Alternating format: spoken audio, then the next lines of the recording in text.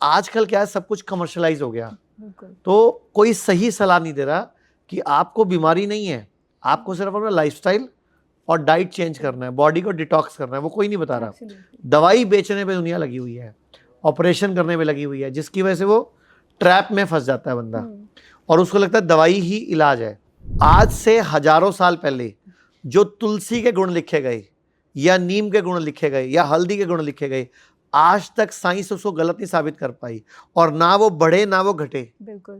जबकि हर 4-6 साल में मॉडर्न पैथी की हर दवाई के साइड इफेक्ट 10 साल में आते। अभी लगभग 26 से ऊपर वैक्सीन लगते हैं। अमेरिका में 84 वैक्सीन लगते थे। ट्रंप ने आते ही अभी वो 11 रह गए हैं। ट्रंप ने आते ही बोला ये वैक्सीन माफिया है, इसको जड़ से उखाड़ूंगा। और ट्रंप जब से दोबारा आया है वो 84 वैक्सीन में से 73 वैक्सीन बंद कर चुका है।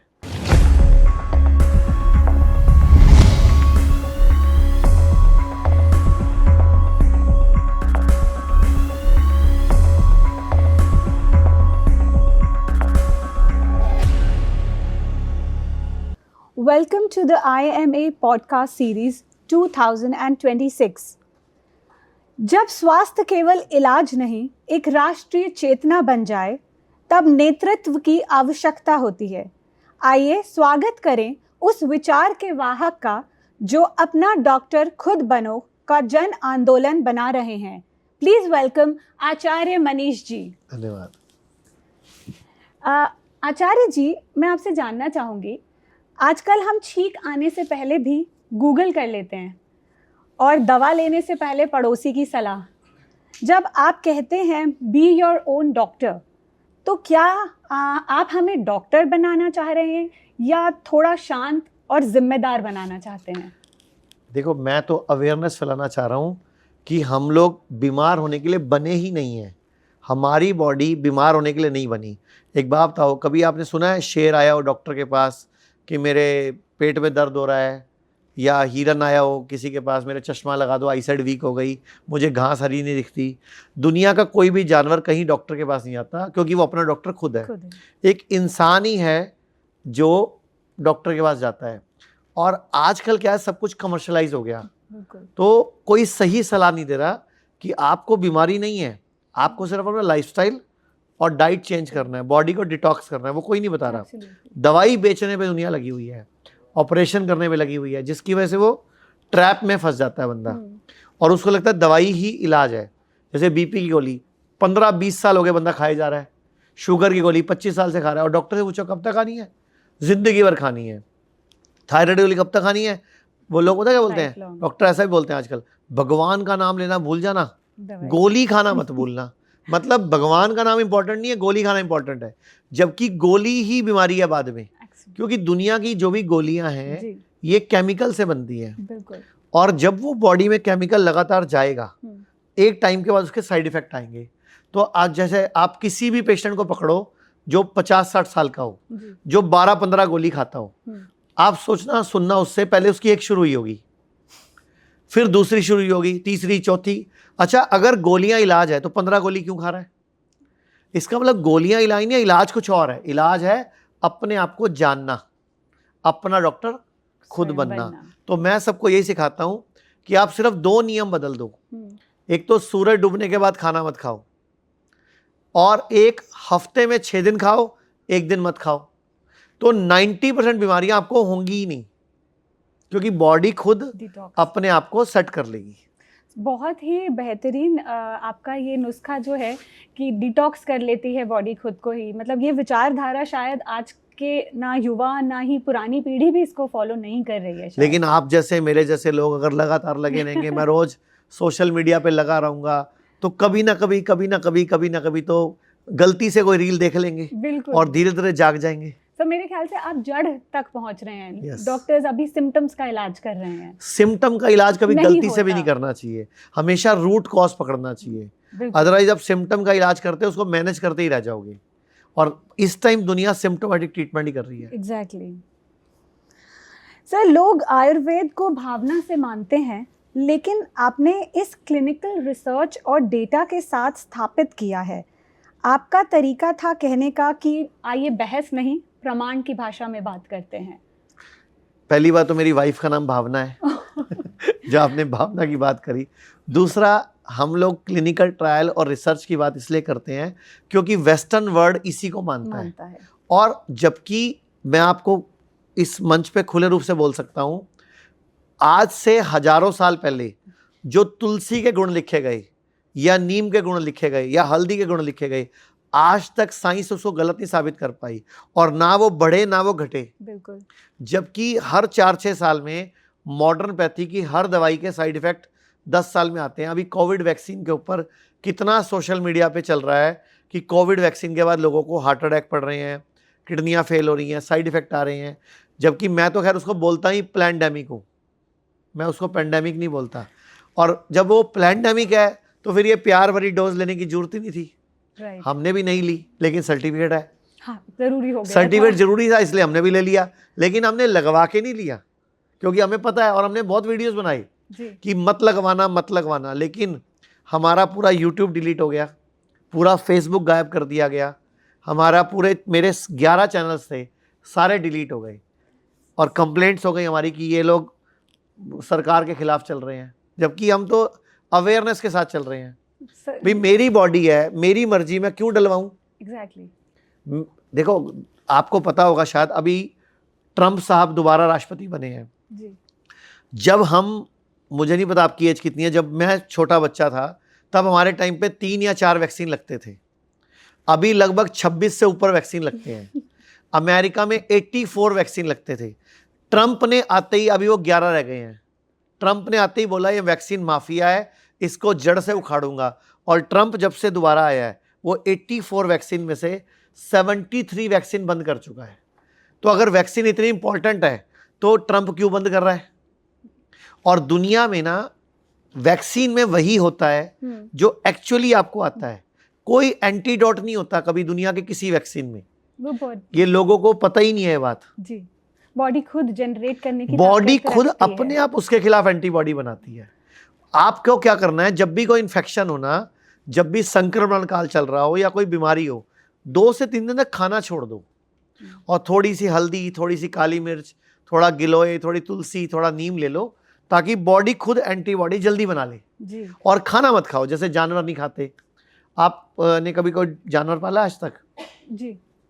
तो जब वो बीमार पड़ता है वो क्या करता है? पत्तियों के पास पहुंचता है, या तो फिर नहीं, खाना सबसे पहले रिजेक्ट करेगा। और इंसान क्या करता है जब बीमार होता है? तो ओवर ईट करेगा। तो इंसान से बचो भैया। आज की डेट में अगर कोई सबसे खतरनाक है तो इंसान है। अच्छा, एक बात बताओ, जब शेर जंगल में एक हिरन का शिकार करता है तो उसके बाद 7 दिन तक खाना नहीं खाता। अजगर अगर जंगल में एक हिरन का शिकार करता है तो 9 महीने से 1 साल तक खाना नहीं खाता। इंसान शाम को 6 बजे केक, पेस्ट्री, एक बर्गर और चाउमीन खा लेता है, और रात को 9 बजे फिर शिकार कर रहा होता है। तो इंसान ही बड़ी प्रॉब्लम है, तो इंसान को ही सुधारना पड़ेगा।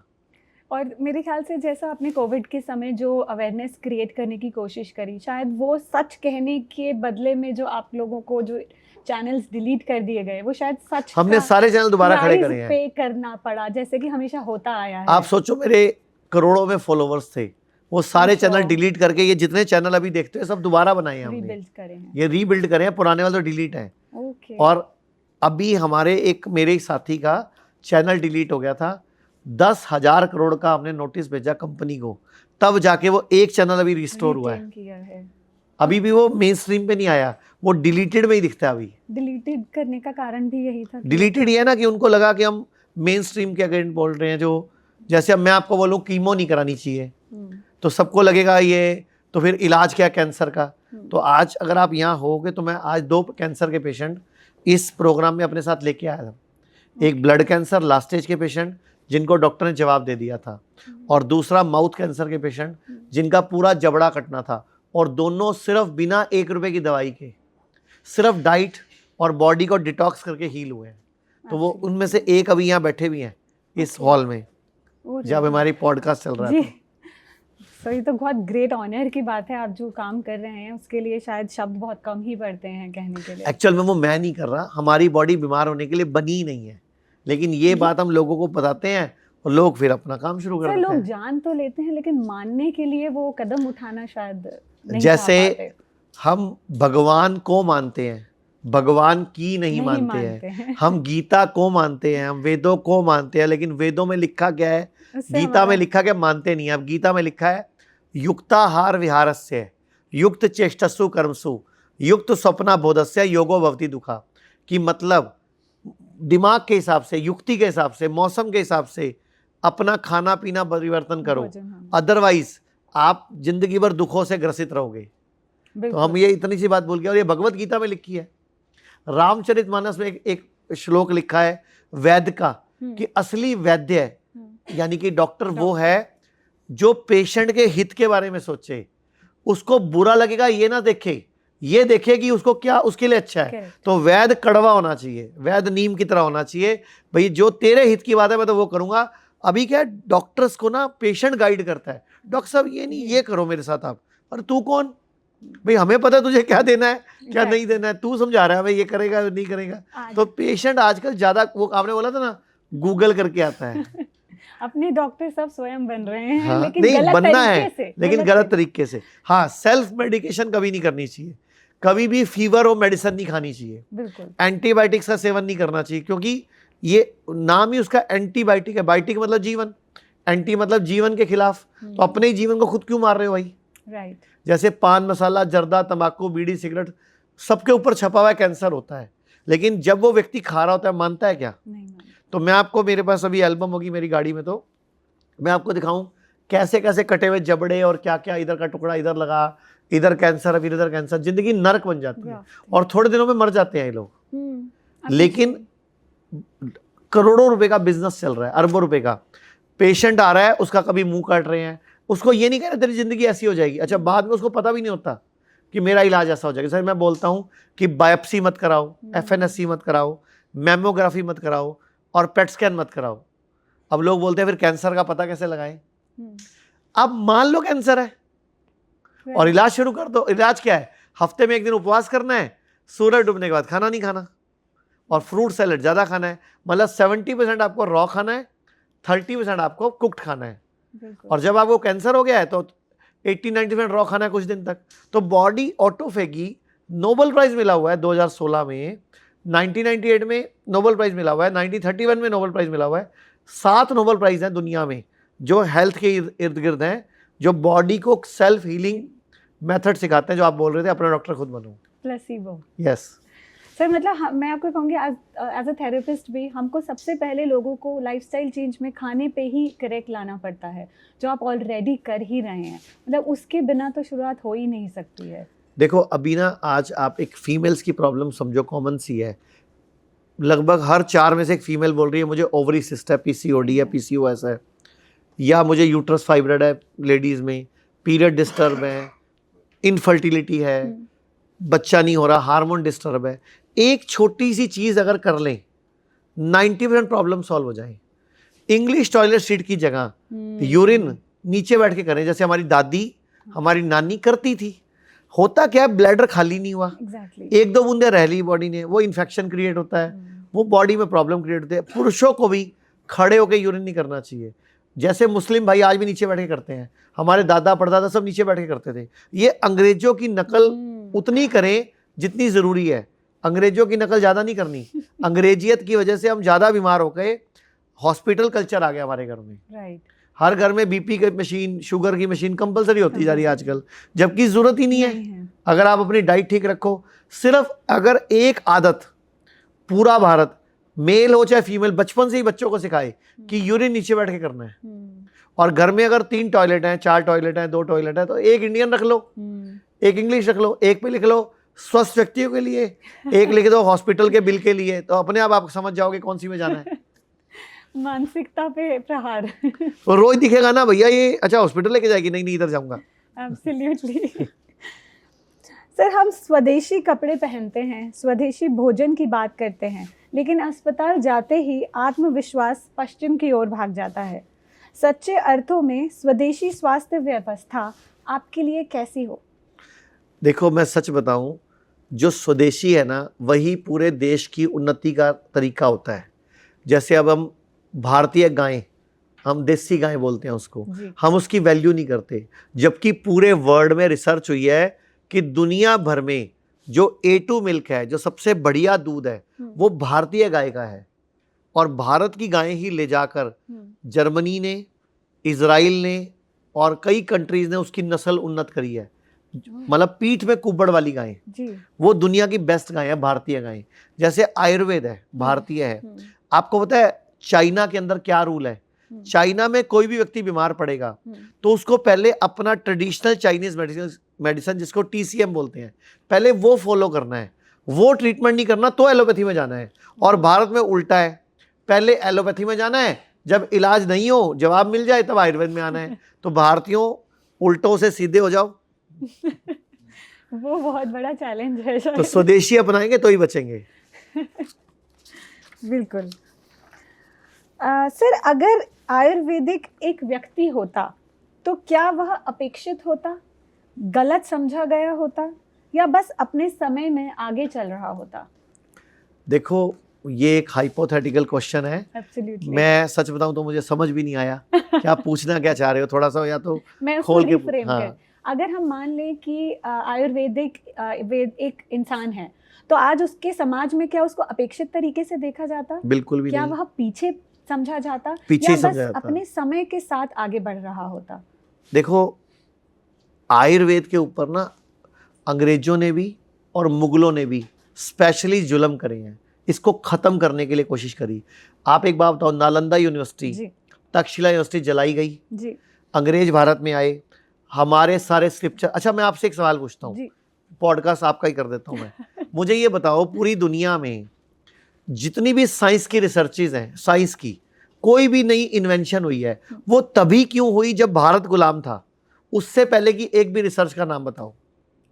मतलब जब भारत गुलाम है उसी टाइम पूरी दुनिया के इन्वेंशन हुए, बल्ब का आविष्कार, इंजन का आविष्कार, जहाज का आविष्कार, जीरो का आविष्कार, मतलब सारा कुछ अंग्रेजों ने तभी क्यों करा जब भारत गुलाम था? इसके बारे में सर मैं यही बताना चाहूँगी। मैंने आज सुबह ही, मेरे बेटे ने मुझे बताया, क्योंकि वो आज उसका सोशल साइंस का एग्ज़ाम था, हिस्ट्री में उसने यही पढ़ा कि जब बहुत सारे यहाँ पर आते थे जो स्कॉलर्स पढ़ने के लिए नालंदा यूनिवर्सिटी में, वो बहुत सारी नॉवेल्स लिखते थे, और वो नॉवेल्स जब बाहर सप्लाई होती थी तब जाके हमारे देश में इन्वेजन्स हुए, और हमारी नालंदा यूनिवर्सिटी को डिस्ट्रॉय ही इसीलिए करा गया ताकि सच बाहर ना जा सके। जो आज भी हम इतना इन चीज़ों में अपने ही देश की ताकत को बहुत कम समझ के बैठे हैं, कारण यही है कि भटकाया गया है। तो मैं वही बोल रहा हूँ कि पूरी दुनिया में सारी रिसर्चेज भारत की हैं, बिल्कुल, लेकिन उनको भारत को श्रेय नहीं मिलता क्योंकि भारत गुलाम था। जैसे मैं आपको एक एग्जांपल देता हूँ, 1940 में किसकी सरकार थी? 1940 में 1940 में भारत गुलाम था ना? हाँ जी। तो किसकी सरकार थी? अंग्रेजों की हुई। तो अंग्रेजों की सरकार थी, तो अंग्रेज ही राज कर रहे थे। तो 1940 में भारत में कानून बनाया गया आयुर्वेद को खत्म करने के लिए, जिसका नाम है drug and magic remedy act. इस कानून में इतने गंदे गंदे प्रावधान आप सोच भी नहीं सकते। इस कानून में क्या कहा गया कि शुगर, बीपी, जोड़ों का दर्द, आंखों की प्रॉब्लम, ऐसी 54 बीमारियों के नाम लिख दिए गए कि इसको कोई बोलेगा अगर ठीक हो सकती हैं तो उसको जेल में डाल दिया जाएगा। और आप हैरान होंगे, आज भारत को आज़ाद हुए हुए 75 साल से ऊपर हो गए और वो कानून आज भी लागू है। आज भी आयुर्वेद का कोई डॉक्टर, होम्योपैथी का कोई डॉक्टर, यूनानी का कोई डॉक्टर ये बोल नहीं सकता कि शुगर ठीक हो सकती है, बीपी ठीक हो सकता है, आंखों की रोशनी ठीक हो सकती है। क्या बोलना पड़ता है? बीपी रिवर्स हो सकता है, शुगर रिवर्स हो सकती है, आंखों की रोशनी शायद आ सकती है, गॉल ब्लैडर का स्टोन नहीं निकलेगा, काटना ही पड़ेगा। अरे जबकि निकल सकता है, किडनी का स्टोन निकल सकता है, लेकिन बोल नहीं सकते। तो ये कानून आज भी लागू है। तो आप बताओ, क्या हम आज़ाद हैं? हम आज भी गुलाम हैं। भारत की 3 मुख्य व्यवस्थाएं आज भी अंग्रेजों के चंगुल में है। हमारी शिक्षा व्यवस्था, हम आज भी मैकाले की पढ़ाई पढ़ रहे हैं जो कभी काम नहीं आई हमारे। हमारी जुडिशरी, हमारी न्याय व्यवस्था, प्लस हमारी चिकित्सा व्यवस्था, ये तीनों आज भी अंग्रेजों की ही चल रही है, हमारी नहीं है। बिल्कुल, बहुत ही गहरी और सत्य। आप बताओ मुझे, आज से 300 साल पहले आपका और आपके भाई का झगड़ा हो गया प्रॉपर्टी को लेके, जमीन को लेके। आप जाते कहाँ? महामंत्री, राजा, पटवारी के पास। वो दोनों की सुनता, वो कहते तू वड्डी बहन है, दे उन्होंने अपने छोटे भरा 2 प्लाट फालतू दे, एक एकड़ फालतू थे, चलो हो गया फैसला, सुलह। और आप दोनों भाई बहन गले मिलके घर आ जाते। राइट। अभी क्या, आप दोनों भाई बहनों का झगड़ा चल रहा है 10 साल से कोर्ट में। 10 साल से आप, आपके हस्बैंड, आपके बच्चे उसको जिंदगी भर गाली दे रहे हैं, उसकी वाइफ, वो आपके दुश्मन है, घर में बोलचाल बंद है, क्योंकि 10 साल से क्या चल रहा है, जमीन का डिस्प्यूट। भारत में 4 करोड़ केस लंबित हैं आज की डेट में। आप एक बात बताओ, पुराने टाइम पे झूठ बोलने की सजा होती थी, इस देश में झूठ बोलने पे कोई जुर्म ही नहीं है। आप झूठी गवाही दे आओ, झूठा एफिडेविट दे आओ, झूठी जाके कुछ भी प्रमाणिकता दे आओ, कोई पूछता ही नहीं। जबकि झूठ बोलना, मिलावट करना सख्त कानून होना चाहिए। आप बताओ, अभी थोड़े दिन पहले लखनऊ के फ्रंट पेज पे, किसी बड़े पेपर के फ्रंट पेज पे, वो निरमा वाली लड़की की फोटो छपी थी, निरमा के ऊपर लड़की लगी ना, और वहां बड़ा बड़ा एक हेडिंग लिखा हुआ था, मैं कई साल से घूम घूम के बोल रही हूं कि दूध सी सफेदी निरमा से आई, लेकिन तुम्हें समझ ना आई, क्योंकि वहां नकली दूध की फैक्ट्री पकड़ी गई, क्विंटलों पनीर पकड़ा गया, और वो सब निरमा से बन रहा था, क्योंकि वॉशिंग पाउडर उससे दूध बन रहा था। तो लड़की की एड लिखी हुई, फोटो लगी हुई थी, और अखबार की हेडलाइन थी कि मैं कई साल से घूम घूम के बोल रही हूं कि दूध सी सफेदी निरमा से आई, लेकिन तुम्हें समझ ना आई, क्योंकि दूध नकली है।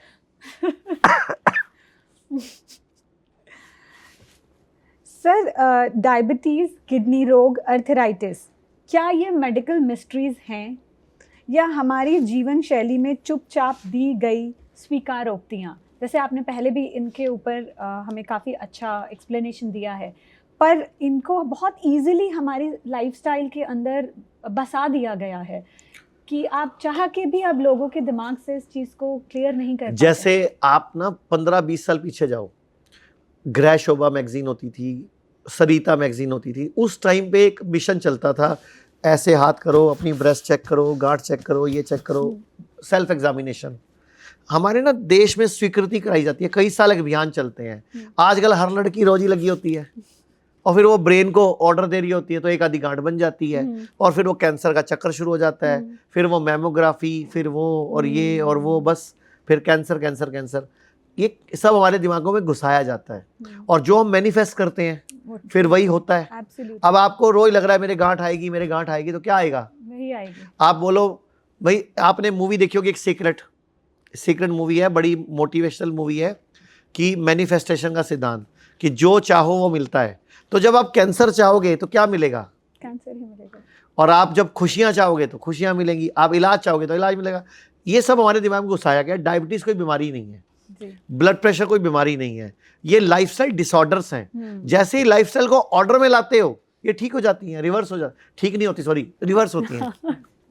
लेकिन उस पे चर्चा नहीं करी जाती है। हाँ, लेकिन थैंक यू आपका कि आप कर रहे हो, और कोई ना कोई सुनेगा इसको और उसको फायदा होगा। तो डायबिटीज 3 से 7 दिन में 100 में से 90 लोगों की रिवर्स हो जाती है, और बीपी 15 से 20 दिन में 100 में से 90 लोगों का रिवर्स हो जाता है, यानी कि दवाइयाँ छूट जाती हैं। एक छोटा सा डाइट चार्ट है, अगर आप बोलो तो मैं 1 मिनट में समझा दूं। जी प्लीज। कुछ भी नहीं करना आपने, जब भी नाश्ता करना है, अगर आपका वजन 50 किलो से ऊपर है तो आधा किलो फ्रूट्स पहले खाने हैं, और 50 किलो से नीचे है तो 250 ग्राम फ्रूट्स पहले खाने हैं। मतलब जो भी आप खा रहे हो उसका नाम प्लेट 2 कर दो, उससे पहले प्लेट 1 ऐड कर दो फ्रूट्स की नाश्ते में। लंच में प्लेट 1 सैलड की ऐड कर दो, डिनर में सूप ऐड कर दो। सिर्फ ये 3 काम करो। लंच में जो सैलड है वो वजन अगर 50 किलो से ऊपर है तो 250 ग्राम सैलड खानी है, 50 किलो से नीचे है तो 150 ग्राम खानी है। शाम को वेजिटेबल सूप पहले पीना है, और जो भी चीज़ जानवर से आती है वो छोड़ दो। जैसे जानवर से क्या क्या आता है? दूध, दही, पनीर, अंडा, कई बार जानवरी प्लेट में आ जाता है, तो वो सब आप छोड़ दो। और उसकी जगह दूध पीना है तो नारियल का दूध, बादाम का दूध, मूंगफली का दूध पी लो, और हफ्ते में 1 दिन उपवास कर लो। तो मैंने बता दिया 10 में से 8 लोगों की, 9 लोगों की डायबिटीज़, 10 में से 8-9 लोगों की ब्लड प्रेशर की गोली बंद हो जाएगी। और नहीं बंद करोगे तो उल्टा डाउन जाना शुरू हो जाएगा, चेक कर लेना। फ्री का तरीका सिखा दिया। सर, आपके ये जो अभी आपने डाइट बताया, मैं वही आपसे बस सवाल करना चाह रही थी कि यही अगर कोई आधुनिक तरीके का डाइट चार्ट होता जिसमें प्रोटीन ऐड करने को कहा गया होता, तो ये बहुत जल्दी ही, स्पेशली युवाओं में, बहुत जल्दी उसको अगले दिन से फॉलो करने की एक रेस चालू हो जाती है। अच्छा, ये किसने बोला कि हमें प्रोटीन अलग से कुछ चाहिए होता है, कैल्शियम चाहिए होता है? किसने दिमाग में डाला? ये भी तो इंडस्ट्री ने डाल दिया ना, Exactly. मेडिकल माफिया ने डाल दिया। मैं आपसे पूछ रहा हूँ, हाथी क्या खाता है? शुगर केन उसका बेसिक पत्ते खाता है। शुगर केन जंगल में नहीं है, वो तो जब जंगल से बाहर आता है गांव में, पत्तियां, तब वो वैसे जंगल में पत्ते खाता है। तो मुझे बताओ, प्रोटीन कहाँ से मिलता है उसको? हड्डियां मजबूत है, बिल्कुल। कैल्शियम कहाँ से मिलता है? आयरन कहाँ से मिलता है? फॉलिक एसिड कहाँ से मिलता है? सब अच्छा चलो, एक और जानवर है इसकी हड्डियां मजबूत है, गैंडा, राइनो। वो क्या खाता है? वो भी पत्ते खाता है, घास खाता है, उसकी भी हड्डियां मजबूत है। एक और जानवर है बैल। अच्छा, वो क्या खाता है? वो भी बहुत बड़ा है, सॉलिड है, वो भी पत्ते खाता है। अच्छा, एक और जानवर है घोड़ा, वो क्या खाता है? उसको भी घास फूस ही खिलाया जाता है। नहीं, कई लोग बोल देते हैं चना खाता है वो। अच्छा, चना वो सिर्फ शादी वाले दिन फोटो खिंचाने के लिए खाता है। जंगल में चना नहीं है, जंगल में घास है। पुराने टाइम पे जब राजा महाराजा शादी करने जाते थे अपनी, या युद्ध करने जाते थे, या एक गांव से दूसरे गांव में व्यापारी जाते थे, तो घोड़े को 4 घंटे लगते थे घास खा के पेट को सेट करने में, मतलब भरने में। चना खा के वो 15-20 मिनट में पेट भर लेता था। तो इसलिए चने साथ लेके जाते थे। जंगल में चना नहीं है, घास ही है। तो सारे जानवर जो दुनिया के बड़े बड़े जानवर हैं, अगर वो पत्तों से protein, calcium, iron, folic acid सब ले रहे हैं, तो फिर हमें भी वहीं से मिलेगा। हम शाकाहारी जीव हैं और हमें नॉनवेज भी नहीं खाना चाहिए। अगर नॉनवेज खाना होता है, पुराने टाइम पे जो लोग खाते थे, तो वो खुद शिकार करके खाते थे, यानी कि वो पीछे भागते थे सॉलिड करके, और वहीं पे जंगल में ही भून के खा लेते थे। हम तो कई दिन पुराना पड़ा हुआ, अब कलकत्ता में मछली पकड़ी गई 1 हफ्ता पहले की, वो अब यहाँ पहुंची है, वो खा रहे हो, तो वो कौन सी हेल्दी मछली? उस पर तो उल्टा फार्मालिन लगी हुई है। एग्जैक्टली। तो कहाँ केमिकल खा रहे हो? और सर अब तो बहुत आसान है, पैकेज फूड में सीधे आ रहा है, तो आपको ना पता चलता है। देखो, हमें सुधरना पड़ेगा, वरना हमारी सारा टोटल पैसा विदेशी कंपनियों की, डॉक्टरों, अच्छा हॉस्पिटलों की जेब में जाएगा। मैं कई बार बोलता हूँ कि जो खाना आप सूरज डूबने के आसपास तक खाते हो, वो आप अपना पेट भरने के लिए, अपना जीवन चलाने के लिए खाते हो, और जो खाना आप सूरज डूबने के बाद खाते हो, वो बड़े बड़े डॉक्टरों का और कॉर्पोरेट हॉस्पिटलों का पेट भरने के लिए खाते हो। एब्सोल्युटली। मेरे ख्याल से आपने ये एकदम पूरी पते की बात कह दी है कि हम आखिरी जो भोजन करते हैं वो डॉक्टरों की जेब भरने के लिए कर रहे हैं। तो सूरज डूबने के बाद खाना खाने के लिए नहीं बने हम।